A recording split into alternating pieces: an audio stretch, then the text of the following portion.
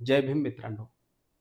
येवले मुक्कामी म्हणजे नाशिकमध्ये बाबासाहेबांनी जी भीमगर्जना केलेली होती.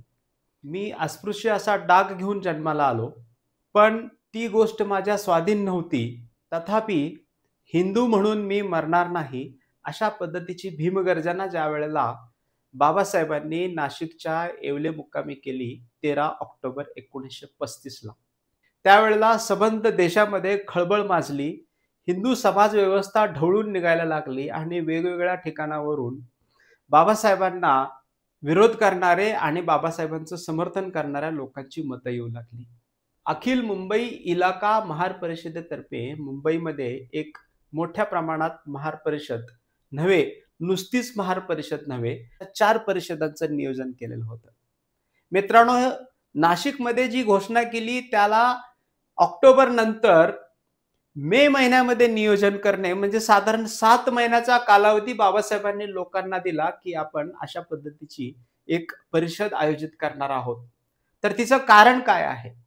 वेगवेगळ्या जातींनी, ज्या खास करून अस्पृश्य जाती आहेत, त्या जाती-जातींमध्ये आता अशा पद्धतीची चर्चा होणं गरजेचं आहे, की आम्हाला अस्पृश्य असल्यामुळं आर्थिक हक्क मागू दिले जात नाहीत, सामाजिक हक्क मागू दिले जात नाहीत, शैक्षणिक आणि अशा वेगवेगळ्या प्रकारचे हक्क मागत असताना अस्पृश्यांना केवळ तुम्ही अस्पृश्य असल्यामुळं तुम्हाला अशा पद्धतीचे हक्क मागण्याचा अधिकार नाही, हे वारंवार आमच्या मागण्या धुडकावण्यात येत होत्या. त्यामुळे बाबासाहेबांनी म्हटलं, की आता आम्हाला आमचे हक्क अधिकार हिंदू धर्मामध्ये राहून बिलकुल मागता येणार नाहीत, म्हणून हा हिंदू धर्म आता आम्ही सोडला पाहिजे.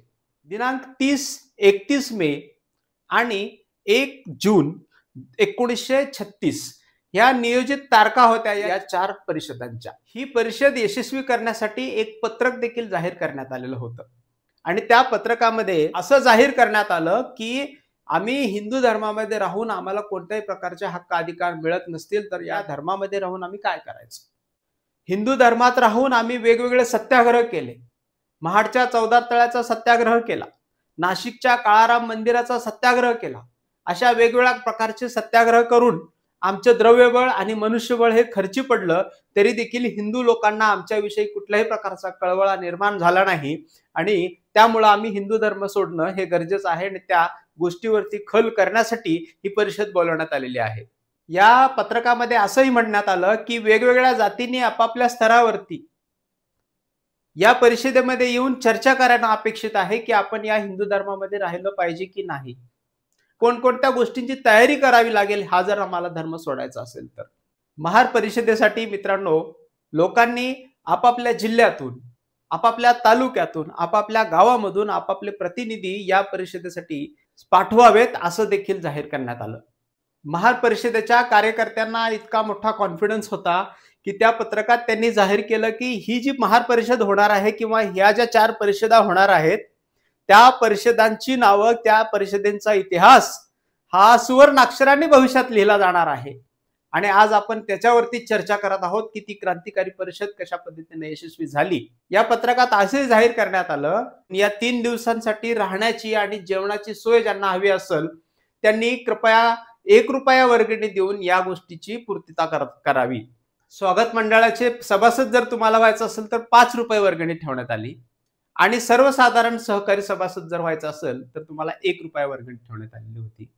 स्त्रियांना मात्र केवळ 8 आणे इतकीच वर्गणी आकारण्यात येणार होती. या अशा क्रांतिकारक कार्यक्रमाचे नियोजन करण्यासाठी मित्रांनो साधारण 50,000 लोक व्यवस्थितरित्या बसतील अशा पद्धतीचा भव्य दिव्य मंडप देखील तिथे आखण्यात आलेला होता. नियोजित कार्यक्रम या परिषदेचा जो होता तो संध्याकाळी 7 वाजता होता आणि दुपारी 4 वाजल्यापासूनच लोकांची गर्दी अशी जमली होती, की साधारण 30 ते 35,000 लोकांनी हा जो भव्य दिव्य सजवलेला मंडप होता तो भरलेला होता. तो या परिषदेसाठी जो सभा मंडप सजवलेला होता, त्या परिषदेच्या सभा मंडपाला 3 दरवाजे होते. त्यात महाड दरवाजा, नाशिक दरवाजा आणि तिसरा महत्वाचा दरवाजा म्हणजे रमाबाई आंबेडकर असा दरवाजा. कारण मित्रांनो, रमामातेचं, रमाबाईची आठवण या परिषदेला होणार नाही लोकांना असं कधीच होणार नव्हतं. आज देखील आपल्या मनामध्ये गोरगरिबांची माता, विद्यार्थ्यांची माता, भुकेल्यांची माता अशा वेगवेगळ्या भावनेनं आपल्यामध्ये रमाई ही वसलेली आहे. त्यावेळेला ज्या वेळेला बाबासाहेबांनी ऑक्टोबर 1935 ला जी घोषणा केली, नुकतेच 4 महिने जाऊनच रमाईला झालेले होते आणि त्याच्यानंतर 7 महिन्यांनी ही परिषद बरोबर मे महिन्यामध्येच घेण्यात आलेली होती. हालाकी 27 मे 1935 ला माता रमाईचं निधन झालेलं होतं, माता रमाईचं महापरिनिर्वाण झालेलं होतं आणि त्याला 1 वर्ष पूर्ण होत असतानाच या परिषदेच्या मंडपातल्या एका दरवाजाला माता रमाईचं नाव देणं हे त्यांच्या नावाचा उल्लेख करण्याची योग्य संधी होती. या परिषदेमध्ये वेगवेगळ्या प्रकारचे जे पाट्या लावलेल्या होत्या, उद्बोधक पाट्या अशा होत्या, माणुसकी प्राप्त करून घ्यायची असेल तर धर्मांतर करा, संघटना करायची असेल तर धर्मांतर करा, सामर्थ्य संपादन करायचे असेल तर धर्मांतर करा, समता प्राप्त करून घ्यायची असेल तर धर्मांतर करा, स्वातंत्र्य प्राप्त करून घ्यायचे असेल तर धर्मांतर करा, संसार सुखाचा करायचा असेल तरी देखील धर्मांतर करा, जो धर्म तुमच्या माणुसकीला काही किंमत देत नाही त्या धर्मात तुम्ही का राहता, अशा वेगवेगळ्या पाट्या तिथं तयार करून लावलेल्या होत्या, ज्या लोकांचं मन आकर्षित करत होत्या, ज्याने लोक प्रबोधित होत होते. जो धर्म तुम्हाला देवळात जाऊ देत नाही त्या धर्मात तुम्ही का राहता, जो धर्म तुम्हाला पाणी पिऊ देत नाही त्या धर्मात तुम्ही का राहता, जो धर्म तुम्हाला शिक्षण घेऊ देत नाही त्या धर्मात तुम्ही का राहता, जो धर्म तुमची पदोपदी मानहानी करतो त्या धर्मात तुम्ही का राहता, जो धर्म तुमच्या नोकरीच्या आड येतो त्या धर्मात तुम्ही का राहता, ज्या धर्मात माणसाशी माणुसकीने वागण्याची मनाई आहे तो धर्म नसून शिरजोरीची एक सजावट आहे, ज्या धर्मात माणसाची माणुसकी ओळखणे अधर्म मानलं जातं तो धर्म नसून तो एक रोग आहे, ज्या धर्मात अमंगल पशूचा स्पर्श झाला असताना चालतो पण माणसाला स्पर्श झाला, माणसाचा माणसाला स्पर्श झाला चालत नाही, तो धर्म नसून वेडगळपणा आहे.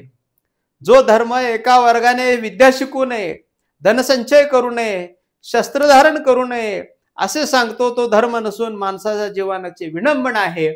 जो धर्म अशिक्षितांना अशिक्षित राहा, निर्धनांना निर्धन राहा अशी शिकवण देतो तो धर्म धर्म नसून शिक्षा आहे. वाचेने सर्वांभूती एक ईश्वर म्हणणारे आणि कृतीने माणसाला पशुतुल्य लेखणारे लोक दांभिक आहेत. त्यांचा संग करू नका. मुंग्यांना साखर घालणारे आणि माणसांना पाण्या वाचून मारणारे लोक दांभिक आहेत, त्यांचा संग करू नका. आजवरी होतो तुझे सत्ते खाली, तोवरी केली विटंबना. अशा वेगवेगळ्या भव्य दिव्य मंडपामध्ये पाट्या लावलेल्या होत्या. आलेल्या लोकांचा निर्धार वाढत होता की बाबासाहेबांसारख्या क्रांतिकारक परमपूज्य आपल्या दीनबंधू डॉक्टर बाबासाहेब आंबेडकरांनी जी घोषणा केलेली आहे नाशिकमध्ये, त्या घोषणेला आज आपल्याला शिक्कामोर्तब करायचा आहे आणि आपल्या परमपूज्य आपल्या दीनबंधूच्या सोबत आपल्याला काम करायचं आहे. त्याचा शब्द जमिनीवरती पडता कामा नये, त्याचं रूपांतर धर्मांतर आणि धर्मांतरातच झालं पाहिजे. अशा पद्धतीचा वेगवेगळ्या लोकांच्या वेगवेगळ्या जिल्ह्यातून, वेगवेगळ्या तालुक्यातून, वेगवेगळ्या राज्यातून देखील लोक इथं आलेले होते अशा पद्धतीचा निर्धार करण्यासाठी. आणि तो निर्धार या सभा मंडपामध्ये अशा वेगवेगळ्या प्रकारचे दरवाजे पाहून, अशा वेगवेगळ्या प्रकारचं नियोजन पाहून तब्बल 7 महिन्याचं नियोजन कार्यक्रमासाठी चाललेलं होतं मित्रांनो. तर या पद्धतीचा कॉन्फिडन्स लोकांमध्ये येत होता की आता आपल्याला धर्मांतर करणं हे आपल्याला निश्चय करायचा आहे. समता सैनिक दलाच्या 500 जवानांसोबत इथं नियोजन करण्यात आलेलं होतं. या दलाचा बँड व पुण्याच्या मिलिटरी पेन्शनरांचा बँड आयुष्मान बाबूराव पवारांनी पुण्याहून परिषदेसाठी मुद्दा मांडला होता. कर्नाटक, सांगली, सातारा, कोल्हापूर, सोलापूर अशा वेगवेगळ्या जिल्ह्यातूनच नव्हे तर वेगवेगळ्या राज्यातून सुद्धा इथं या परिषदेला लोक आलेले होते. आणि त्यामुळं शिखांचे प्रतिनिधी हैदराबाद संस्थानाचे लोक हैदराबादवरून आलेले होते. अशा पद्धतीचा आपल्या नेत्याला, आपल्या नेत्याच्या हाकेला ओ देण्यासाठी आलेला हा जो समाज होता त्याचं धर्मांतर केल्याशिवाय त्याचं धर्मांतर करणं हे निश्चित झालेलं होतं. आता ही परिषद अस्पृश्यांच्या उद्धारासाठी असताना देखील इथं बाबासाहेबांच्या पावलावरती पाऊल टाकून माणुसकी जपायला, माणुसकीचं रक्षण करण्यासाठी काही ब्राह्मण मंडळी सुद्धा बाबासाहेबांच्या सोबत होती.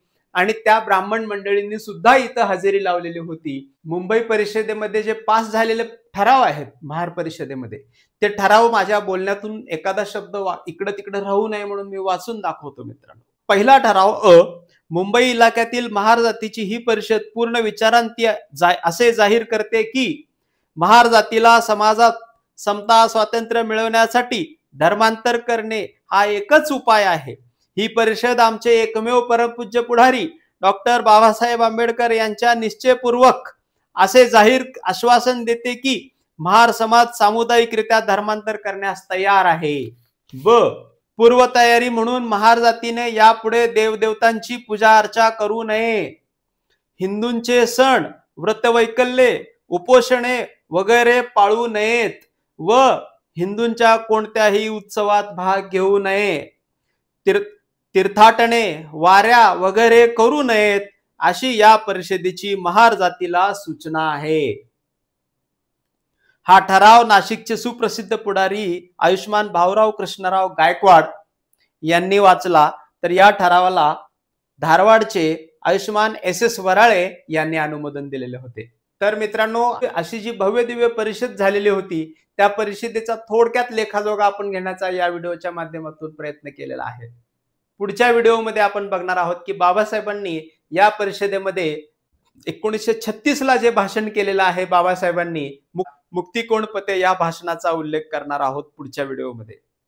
आणि त्याच्या पुढच्या व्हिडिओमध्ये आपण असा उल्लेख करणार आहोत बाबासाहेबांनी पहिल्यांदा महार परिषदच का बोलवली, कारण ही परिषद जर सर्व अस्पृश्यांच्या उद्धारासाठी असेल तर पहिली परिषद ही महार परिषदच का बोलवली, तर याचं देखील उत्तर आपण या व्हिडिओच्या नंतर देणार आहोत. आज या विषयावरती आपण इथंच अल्पविराम घेऊया, कारण आपण पुढच्या व्हिडिओमध्ये सुद्धा बाबासाहेबांचं मुक्ती कोण पते आणि मातंग समाजाला बाबासाहेबांनी जे आवाहन केलेलं आहे त्या संदर्भात इथून पुढचे 2 व्हिडिओ बनवणार आहोत. तर माझी कळकळीची विनंती आहे की खाली सबस्क्राईब नावाचं बटन दिसतं त्याला कृपा करून प्रेस करावं.